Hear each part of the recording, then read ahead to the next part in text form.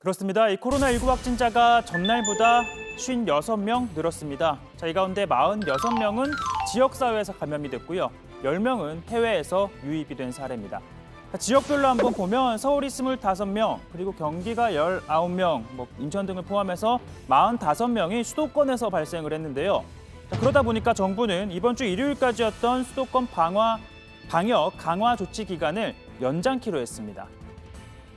현재 수도권 상황은 2주 전보다 나아지지 않았습니다.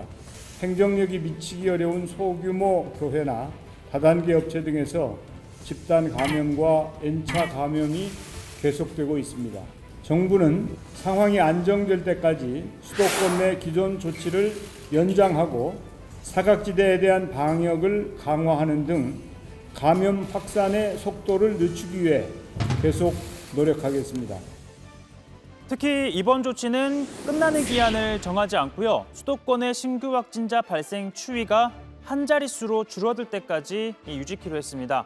자, 아울러 당초 이번 주까지였던 수도권의 학교들에 대한 밀집도 최소화 조치 이번 달 말까지 연장을 했는데요. 그러니까 지금과 같이 유치원 또 초중학교는 등교 인원을 3분의 1로 또 고등학교는 3분의 2로 제한되는 게 이달 말까지라는 겁니다.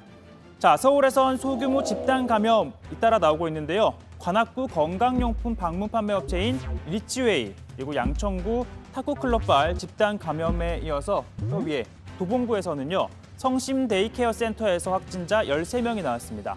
경증 치매나 노인성 질환이 있는 어르신들이 미술이나 음악 수업을 듣고 또 운동 치료 등 서비스를 받는 시설인데요.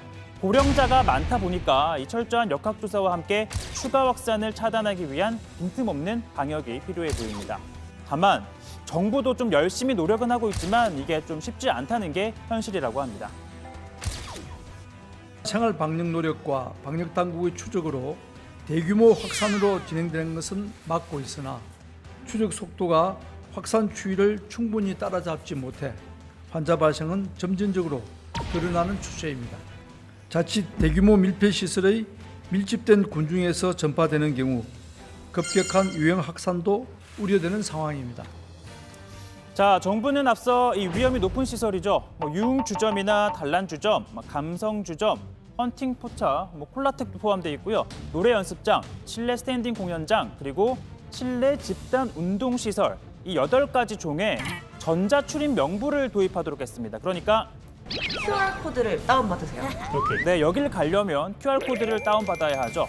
이 수기로 적을 경우에는 이런 펜을 통한 교차 감염 우려가 있고 특히나 이름이나 연락처를 거짓으로 적는 경우가 있어서 혹여나 확진자가 발생했을 경우에 역학조사가 어려워지다 보니까 도입한 겁니다.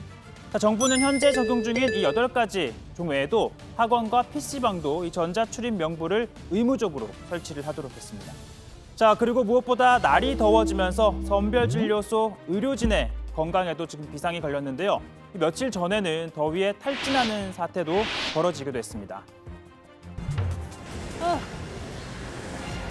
집에 가고 싶다.